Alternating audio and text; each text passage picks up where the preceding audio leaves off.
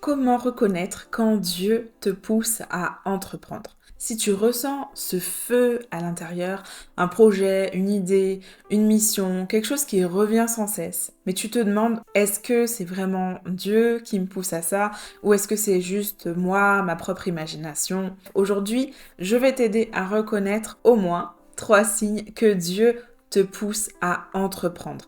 Et si tu ressens ces signes, alors ma sœur, je crois que c'est le moment de te lever. Je suis Sarah, j'accompagne les femmes chrétiennes à révéler leur potentiel, à passer de la peur à l'action, à lancer un projet aligné avec leur foi. Si tu veux du contenu puissant, authentique, du contenu qui te pousse vers ta destinée, alors abonne-toi à cette chaîne et active la cloche pour ne pas manquer les prochaines vidéos. Reconnaître la voix de Dieu dans ton appel à entreprendre, c'est vital. Parce qu'en tant que chrétienne, on n'a pas envie de faire n'importe quoi, on n'a pas envie d'être à côté de la plaque, on a vraiment envie de faire ce que Dieu a prévu pour nous, même dans nos vies professionnelles, d'être à la bonne place. Et c'est super important parce que si tu doutes de l'origine divine de ce que tu ressens, tu vas bloquer. Tu vas hésiter, tu vas rester sur le banc, tu vas procrastiner, tu vas rester dans tes pensées à te demander inlassablement est-ce que tu devrais, est-ce que tu devrais pas, est-ce que ça vient de Dieu, est-ce que ça vient pas de Dieu.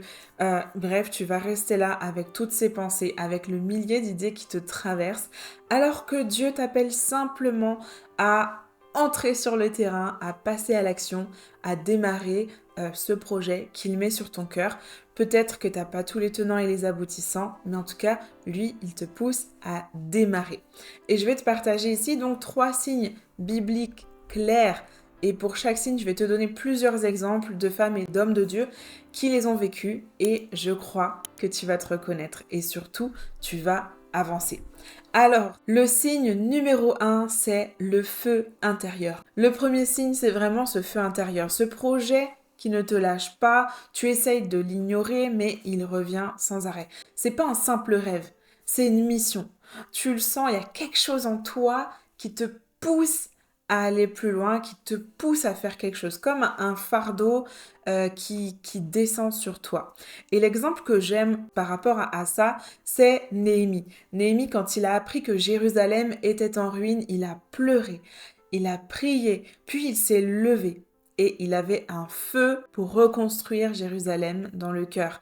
Il a osé parler au roi quand le roi lui a demandé, il a osé lui dire ce qu'il avait, ce qui l'attristait autant. Il avait besoin de passer à l'action, c'était plus fort que lui. Et peut-être que tu ressens ce feu, mais que tu essayes de l'éteindre parce que tu as peur de ce que ça va changer dans ta vie, de comment ça va bouleverser ta vie. Tu as peur peut-être de ce que les gens vont en penser. Tu as peur de comment les choses pourraient évoluer, pourraient tourner. Tu essayes d'éteindre ce feu. Peut-être parce que tu te dis que t'as pas le temps, t'as pas les compétences.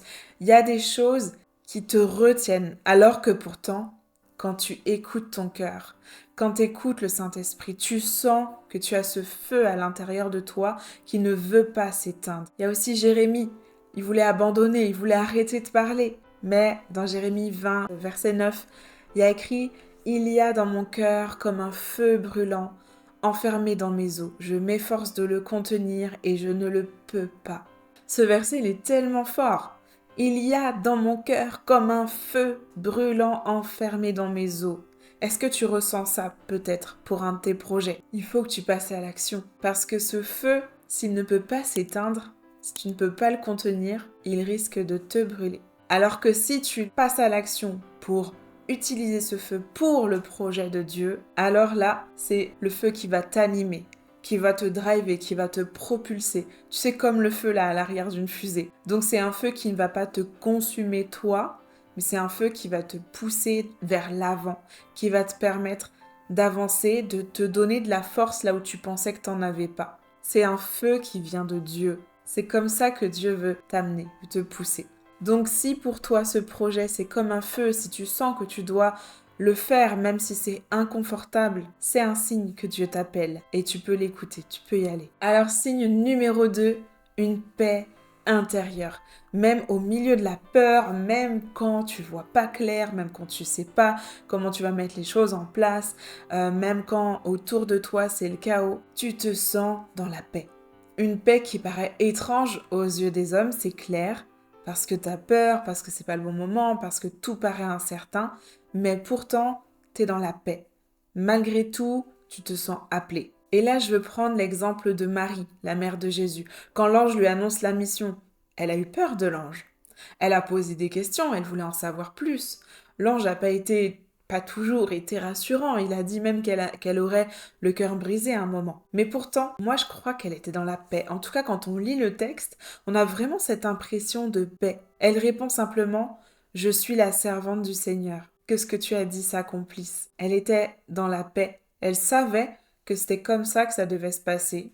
Elle a accepté la mission, elle a accepté ce projet dingue de Dieu pour sa vie. On a aussi l'exemple d'Esther. Esther, elle avait peur. Elle disait à Mardoché qu'elle voulait pas aller parler au roi parce que elle risquait de mourir. C'était pas comme ça que ça marchait. Elle pouvait pas, etc., etc. Et Mardoché lui a dit: mais peut-être que c'est pour un moment comme celui-ci que tu es devenue reine. C'est dans Esther 4, verset 14. Et elle a pris le temps de jeûner, de prier, de demander à Dieu. Et moi, je crois que pendant ces jours-là de jeûne et de prière, elle a reçu la paix. Elle a reçu la paix qui lui a confirmé que, ok, c'est la bonne décision, c'est la chose à faire, c'est ça que Dieu veut pour sa vie. En fait, la paix de Dieu ne supprime pas la peur, hein. Quand je parle de la paix, ça ne veut pas dire que tu n'as pas de peur, parce que oui, tu peux avoir tes propres émotions, donc tu peux avoir la peur, tu peux avoir même d'autres choses, mais tu sens une paix, quelque chose de calme, de doux. Tu vois, un peu comme dans la tempête, les disciples étaient dans le bateau, il y avait la tempête, mais Jésus, il dormait au fond du bateau.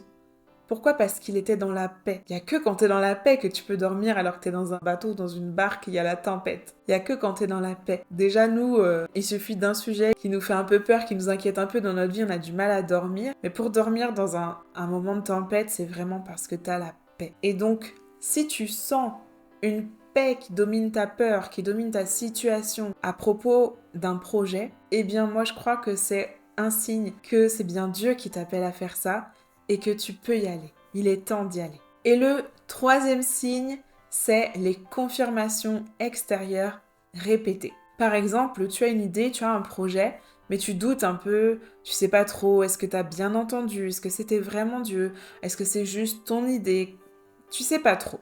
Et donc tu demandes des confirmations. Seigneur, j'ai besoin de confirmations pour savoir si ça vient vraiment de toi. Et les confirmations extérieures, c'est quoi? Ça peut être une prédication qui te parle directement. Comme par hasard, tu savais pas, t'as telle idée, telle chose qui te travaille et tout ça, et puis hop, dimanche dans ton église, c'est ça le sujet, incroyable. Ça peut être une sœur, un frère, quelqu'un qui t'envoie un message ou qui te donne une parole que Dieu déverse par le biais de quelqu'un pour se confirmer ce projet. Et le plus fou, c'est évidemment quand ces personnes-là ne sont pas au courant que tu as ce projet. Là, tu sais clairement que c'est une parole de Dieu pour toi. Ça peut être quand tu ouvres ta Bible, parce que Dieu parle au travers de la Bible, puisque c'est sa parole. On l'oublie souvent, mais quand tu ouvres ta Bible et que pile poil le verset que tu lis tombe parle de ta situation ou confirme le projet que tu as sur le cœur, c'est pas un hasard. C'est vraiment Dieu qui te parle. Et puis, des fois, c'est pas forcément un verset qui parle de ce sujet, mais tu vas lire un texte et là, tu vas comme avoir les yeux qui s'ouvrent par rapport à l'idée que tu as dans la tête. Moi, ça m'est arrivé à plusieurs reprises qu'il y avait quelque chose qui me travaillait et tout, et puis je lis un texte que je connais, que j'ai déjà lu plein de fois, et là, vraiment, c'est comme si d'un coup, mes yeux s'étaient ouverts et j'ai compris quelque chose de supplémentaire par rapport à tout ce que j'avais déjà lu, et ces choses que j'ai comprises étaient en lien avec le projet ou l'avancement du projet de là où j'en étais à ce moment-là. C'est la parole de Dieu. Quand on dit parole de Dieu, c'est pas juste parce que ça raconte des fois où il a parlé, c'est parce qu'il parle encore aujourd'hui au travers de la Bible. Tu peux aussi, comme Gédéon, demander des signes. Donc là, c'est dans Juges chapitre 6, versets 36 à 40. En fait, Gédéon, il a été appelé par Dieu et il se sentait pas capable, il se sentait pas légitime, il doutait. Et du coup, il a demandé à Dieu des signes. Si c'est vraiment toi qui m'envoies faire ça, euh, fais que cette toison soit mouillée, ensuite fais que cette toison soit sèche, nanana. Il a demandé, et Dieu ne lui en a pas voulu en fait d'avoir demandé ces signes, demandé ces confirmations. Il voulait être sûr de faire la volonté de Dieu, il voulait être sûr que ce soit Dieu qui l'envoie, il voulait pas faire n'importe quoi. Et Dieu a confirmé encore et encore. Donc tu peux faire ça aussi. Et je souris parce que ça me fait penser à mon mari. Humainement, il était amoureux de moi, donc c'était au début là, dans notre période de fréquentation. Humainement, charnellement, il était amoureux de moi. Mais il voulait être sûr de faire la volonté de Dieu dans le choix de sa femme. Et donc il avait demandé à Dieu 3 signes, des trucs ridicules du genre, ça allait être une des premières fois où on allait au supermarché acheter un petit truc pour manger le midi et tout. Et il a dit, si elle achète du chocolat, voilà, ce sera un des signes. Puis après, il y avait eu d'autres choses, je sais plus quoi. On n'habitait pas dans la même ville. Il avait dit, je voudrais rencontrer quelqu'un que je connais, ce serait aussi un signe, bref. Et tout est arrivé. J'ai acheté le chocolat et il a croisé un gars qu'il n'avait pas vu depuis le collège. Le gars travaillait dans le resto juste en bas de chez moi et il travaillait là depuis quelques jours. Il savait même pas comment il était arrivé là. C'était incroyable. Mais voilà, pour dire que si tu veux savoir si c'est la volonté de Dieu, tu peux aussi avoir ces confirmations extérieures répétées. Je dis répétées parce que, ok, une fois, ça peut être un hasard. Mais quand c'est plusieurs fois, quand il y a plusieurs choses, des gens qui te parlent à plusieurs reprises.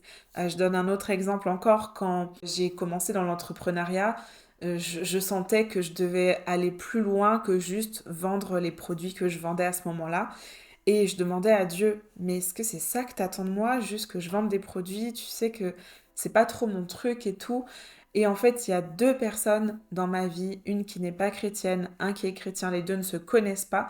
Et les deux, dans la même semaine, m'ont dit, Sarah, je pense que tu devrais vendre tes services en tant que coach parce que tes conseils, ils ont de la valeur et il y a du résultat, ça porte du fruit dans nos vies. Et pour moi, ça, c'était vraiment une confirmation de Dieu parce que personne ne m'avait dit ça avant. Et là, 2 personnes dans la même semaine, des personnes qui ne se connaissent pas, qui ne savaient pas du tout ce que j'étais en train de traverser. Donc voilà, c'était aussi des confirmations. Voilà, donc on a vu les 3 signes qui peuvent te montrer que Dieu te pousse à entreprendre, à lancer ce projet qui brûle sur ton cœur. Donc je rappelle le signe numéro 1, ce feu intérieur que rien ne peut éteindre, une paix même au milieu de la peur et des confirmations extérieures répétées. Alors ma sœur, si tu te reconnais dans ces 3 signes ou dans un ou plusieurs de ces 3 signes, il est temps d'arrêter de fuir. Tu es appelé. Dieu te pousse dans ce projet. Pas plus tard, pas dans 10 ans, mais maintenant. Dieu t'appelle à te lever. Pas seul, mais avec lui. Il ne t'appelle pas à être parfaite. Il n'équipe pas les parfaites. Il équipe celles qui répondent oui. Il équipe les appelés. Si tu veux être accompagné pour transformer cet appel en projet concret, je t'invite à rejoindre mon programme Lance-toi. En 10 semaines, je t'aide à passer de l'idée au lancement avec des outils clairs, des stratégies puissantes et une direction 100% alignée avec ta foi. Alors clique sur le lien qui est juste en description pour réserver ta place. Tu n'es pas là par hasard. Dieu t'attend en mouvement dans l'action. Si cette vidéo t'a parlé, abonne-toi dès maintenant et partage-la à une sœur qui porte elle aussi un projet dans son cœur. On se retrouve très vite pour le prochain épisode et n'oublie pas, ce que Dieu a mis en toi est trop précieux pour rester caché.